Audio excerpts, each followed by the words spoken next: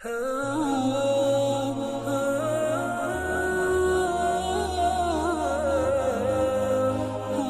باللہ من الشیطان الرجیم، بسم اللہ الرحمن الرحیم۔ السلام علیکم، امید کرتی ہوں آپ سب خیریت سے ہوں گے۔ آج میں آپ کے لیے جو پروگرام لے کر حاضر ہوئی ہوں وہ ماہ محرم کی مناسبت سے ہے۔ اس ماہ مبارک کی فضیلت اور اس میں ہونے والے مروجہ منکرات، جن کاموں سے کرنے سے رسول اللہ صلی اللہ علیہ وسلم نے ہمیں منع کیا ہے اور جن کاموں کے کرنے کی فضیلت بیان کی ہے حدیث کے ذریعے، میں وہ آج آپ کو اس پروگرام کے ذریعے بتاؤں گی۔ عشرہ محرم میں جو رسوم قبیحہ ہمارے معاشرے میں رائج ہو گئی ہیں ان کے متعلق بتاؤں گی۔ اس ماہ مبارک میں عاشورہ کے دن کی فضیلت، اس کے ساتھ ساتھ عاشورہ کے دن کرنے والے 3 کام، جیسا کہ ہم سب جانتے ہیں ماہ محرم میں عاشورہ کے دن کی فضیلت بہت زیادہ ہے اور اس کی اہمیت بھی اس وجہ سے ہے کہ اس دن سیدنا حسین رضی اللہ عنہ کربلا کے میدان میں شہید ہوئے۔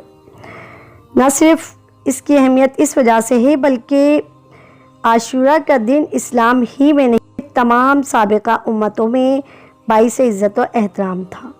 حضرت ابو موسیٰ اشعری رضی اللہ عنہ فرماتے ہیں، عاشورہ کے دن کی یہود بہت عظمت کرتے تھے اور اس دن عید مناتے تھے۔ دوسری جگہ تفصیل ہے کہ اہل خیبر کے یہود روزہ رکھتے تھے اور عید مناتے تھے اور اپنی عورتوں کو زیورات اور اچھے لباس پہناتے تھے۔ ان باتوں کو دیکھ کر رسول اللہ صلی اللہ علیہ وسلم نے مسلمانوں کو حکم دیا کہ تم روزہ رکھا کرو۔ یہ بخاری اور مسلم شریف کی حدیث ہے۔ یہود و نصارہ اس لیے اس دن کی تعظیم کرتے تھے کہ اس دن اللہ تعالیٰ نے حضرت موسیٰ علیہ السلام اور بنو اسرائیل کو فرعون کے پنجۂ ظلم و ستم سے نجات دی تھی اور اس دن فرعون اپنے لشکر کے ساتھ دریا میں غرق کیا گیا تھا۔ یہ بھی بخاری اور مسلم شریف کی حدیث ہے۔ قریش بھی اس دن کو بہت متبرک خیال کیا کرتے تھے کیونکہ اسی روز کعبۃ اللہ پر غلاف چڑھایا گیا۔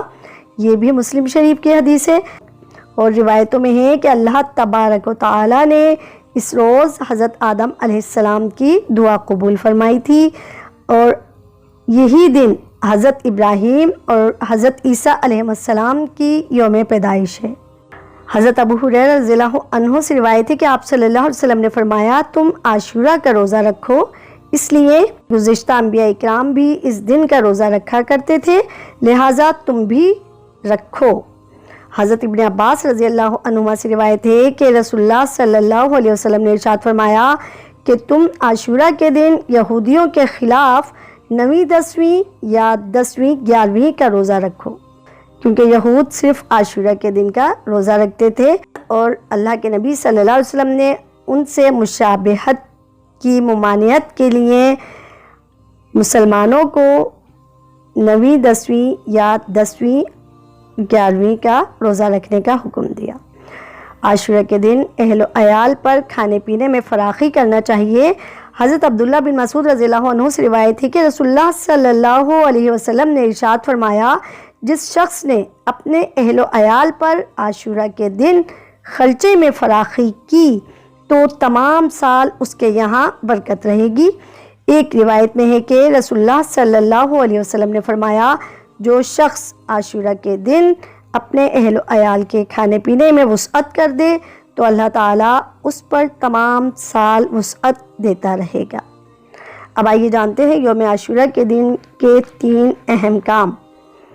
یوم عاشورہ میں ان 3 کاموں کا اہتمام کرنا چاہیے: گناہوں سے توبہ و استغفار کرنا، روزے رکھنا، 2 روزے رکھنا، 9ویں 10ویں کا یا 10ویں اور 11ویں کا، اور گھر میں حسب حیثیت اچھا کھانا پکانا۔ اب آئیے جانتے ہیں عشرہ محرم کی رسوم قبیحہ کیا ہیں، وہ کام جنہیں ایک رسم کے طور پر عشرہ محرم کے دنوں میں انجام دیا جاتا ہے۔ عشرہ محرم کے دن لوگ مختلف رسومات ادا کرتے ہیں۔ یہ رسوم 2 قسم پر ہیں، ایک وہ جو فی نفسی ہی حرام ہے، دوسری وہ جو فی نفسی ہی مباح تھی مگر فساد عقیدہ کی وجہ سے حرام ہو گئیں۔ یہاں یہ بات یاد رہے کہ یہ کسی خاص مکتبہ فکر سے متعلق پروگرام نہیں ہے، بلکہ ہم تمام مسلمان ان کو چاہیے کہ ان تمام منکرات سے بچیں جن سے رسول اللہ صلی اللہ علیہ وسلم نے بچنے کا حکم دیا ہے۔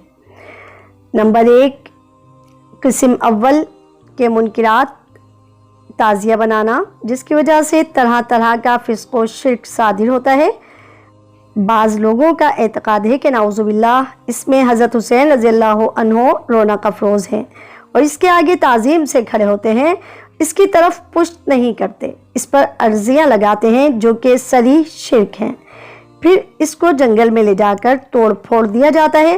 معلوم نہیں آج وہ ایسا بے قدر کیوں ہو گیا۔ واقعی جو کام خلاف شرع ہوتا ہے وہ عقل کے بھی خلاف ہوتا ہے۔ دوسرا، بینڈ باجے بجانا۔ بینڈ باجے کا بجانا جس کی حرمت حدیث میں صاف صاف ظاہر ہے اور قطع نظر خلاف شرع ہونے کے عقل کے بھی خلاف ہے کہ بینڈ باجے تو سامان سرور ہیں، سامان غم میں اس کے کیا معنی ہے؟ یہ تو در پردہ خوشی منانا ہے۔ نوحہ کرنا جس کے بارے میں سخت وعیدیں آئی ہیں۔ ابو سعید رضی اللہ عنہ سے روایت ہے کہ رسول اللہ صلی اللہ علیہ وسلم نے نوحہ کرنے والے اور اس کی طرف کان لگانے والے پر لعنت فرمائی۔ مرثیہ پڑھنا جس کی نسبت حدیث میں صاف ممانعت آئی ہے، ابن ماجہ شریف میں ہے کہ رسول اللہ صلی اللہ علیہ وسلم نے مرثیوں سے منع فرمایا ہے۔ اور اکثر موضوع روایت پڑھنا جس کی نسبت احادیث میں سخت وعیدیں آئی ہیں۔ اور ان ایام میں عورتوں کا قصداً زینت ترک کرنا جس کو سوگ کہتے ہیں، اور اس کا حکم شریعت میں یہ ہے کہ عورت کو صرف خاوند کی موت پر 4 ماہ 10 دن یا وضع حمل تک واجب ہے، اور دوسرے عزیزوں کے مرنے پر صرف 3 دن کا سوگ جائز ہے، باقی حرام ہے۔ اب 1300 سال کے بعد یہ عمل کرنا بلا شک حرام ہے۔ کسی خاص لباس یا کسی خاص رنگ میں اظہار غم کرنا۔ ابن ماجہ میں ہے کہ ایک جنازے میں رسول اللہ صلی اللہ علیہ وسلم نے لوگوں کو دیکھا کہ غم میں چادر اتار کر صرف کرتا پہنے ہوئے ہیں۔ وہاں غم کی یہ اصطلاح تھی۔ آپ صلی اللہ علیہ وسلم نہایت ناخوش ہوئے اور فرمایا کہ جاہلیت کے کام کرتے ہو یا جاہلیت کی رسم کی مشابہت کرتے ہو؟ میرا تو ارادہ ہو گیا تھا کہ تم پر ایسی بد دعا کروں کہ تمہاری صورتیں مسخ ہو جائیں۔ پس فوراً ان لوگوں نے اپنی چادریں لے لی اور پھر کبھی ایسا نہیں کیا۔ اس سے ثابت ہوا کہ کوئی خاص وضع اور ہیئت اظہار غم کے لیے بنانا حرام ہے۔ بعض لوگ اپنے بچوں کو حضرت حسین رضی اللہ تعالیٰ کا فقیر بناتے ہیں اور ان سے بھیک منگواتے ہیں۔ اس میں اعتقادی فساد تو یہ ہے کہ اس عمل کو اس کی طویل حیات میں مؤثر جانتے ہیں، یہ صریح شرک ہے، اور یہ کہ بھیک مانگنا بلا اضطرار حرام ہے۔ حضرات اہل بیت کی اہانت سر بازار کرتے ہیں اور طرح طرح کے بہت سے امور قبیحہ ہیں جو ان دنوں میں کیے جاتے ہیں۔ ان کا اختیار کرنا اور اسے مجمع میں جانا سب حرام ہے۔ اب آتے ہیں دوسری قسم کے منکرات کی طرف جو کہ پہلے مباح تھے لیکن اب ان کا کرنا منع ہے۔ کھچڑی اور کچھ پکانا، احباب یا مساکین کو دینا اور اس کا ثواب حضرت حسین رضی اللہ تعالیٰ عنہ کو بخش دینا، اس کی اصل وہی حدیث ہے کہ جو شخص اس میں اپنے عیال پر وسعت دے اللہ تعالیٰ سال بھر تک اس پر وسعت فرماتے ہیں۔ وسعت کی یہ بھی ایک صورت ہو سکتی ہے کہ بہت سے کھانے پکائے جائیں، خواہ وہ جدا جدا ہوں یا ملا کر، جیسے کھچڑی میں کئی چیزیں ہوتی ہیں، وہ اس وسعت میں داخل ہو سکتا تھا، مگر چونکہ لوگوں نے اس میں طرح طرح کی رسوم کی پابندی کر لی ہے، گویا خود اس کو ایک تہوار قرار دیا ہے، اس لیے رسم کے طور پر کرنے سے ممانعت کی جائے گی۔ بلا پابندی اگر اس روز کچھ فراخی خرچ میں کھانے پینے میں کر دے تو کوئی مذائقہ نہیں۔ شربت پلانا یہ بھی اپنی ذات میں مباح تھا، مگر وہی رسم کی پابندی اسی میں بھی ہے کہ اس کے علاوہ اس میں دوسرے مکتب فکر کے ساتھ تشبیہ بھی ہے۔ اس کے علاوہ اس میں یہ بھی خرابی ہے کہ حضرات شہداء کربلا میں پیاسے شہید ہوئے تھے، ان کے زوم میں اب تک شہداء کربلا نعوذ باللہ پیاسے ہیں۔ یہ کس قدر بے ادبی ہے۔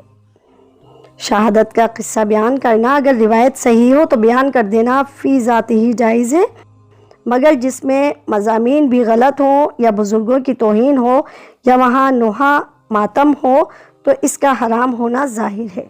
ان مفاسد کی وجہ سے اس سے بھی احتیاط لازم ہے، واللہ اعلم۔ ہمیں چاہیے کہ ہم پیارے نبی صلی اللہ علیہ وسلم کی احادیث پر عمل کریں اور اس ماہ مبارک میں جو بھی منکرات ہیں ان سے بچیں جن کام کے کرنے سے منع کیا گیا ہے۔ یہ پروگرام جو میں نے آپ کی خدمت میں پیش کیا یہ حضرت مولانا مفتی عبدالشکور ترمذی اور مولانا عبدالحکیم سکھروی کی کتاب از خلاصہ محرم کی فضیلت سے لیا گیا ہے۔ امید کرتی ہوں آپ کا پروگرام پسند آیا ہوگا۔ پروگرام پسند آیا ہو تو پلیز اسے لائک، کمنٹس اور شیئر کریں۔ چینل کو سبسکرائب کرنا نہیں بھولیے گا۔ اگر آپ نے ابھی تک میرے چینل کو سبسکرائب نہیں کیا ہے تو پلیز اسے ضرور سبسکرائب کریں۔ اپنا خیال رکھیں۔ اللہ حافظ۔